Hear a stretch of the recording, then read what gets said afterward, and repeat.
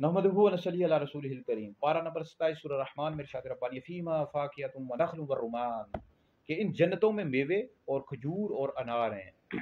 अब इसकी अगर आपने मुकम्मल तफसीर पढ़नी है, तफसीर कबीर का, तफसीर खाज़िन वगैरह का मुताला कर लें, तो मेवे में अगरचे खजूर भी दाखिल है और अनार भी दाखिल है, लेकिन इनके शर्फ की वजह से अल्लाह के तौर पर इनका जिक्र किया।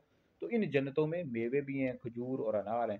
तो अनार की इस हवाले से एक हदीस में आता है मोजम कबीर में कि ज़मीन में कोई भी ऐसा अनार नहीं है कि जिसके दानों में जन्नती अनार के दानों की पैवंदकारी ना की गई। इस तरह खजूर के भी अपने फ़ज़ाइल हैं और खजूर के वाले से बेशुमार हदीस हैं जो आपको हदीस की किताबों में मिल जाएंगी। ठीक है जी।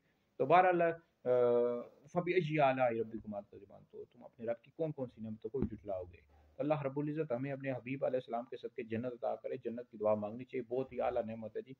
तो यहाँ इसी जन्नत में अल्लाह रब्बुल इज़्ज़त का दीदार होगा, नबी करीम अलैहिस्सलाम का दीदार होगा।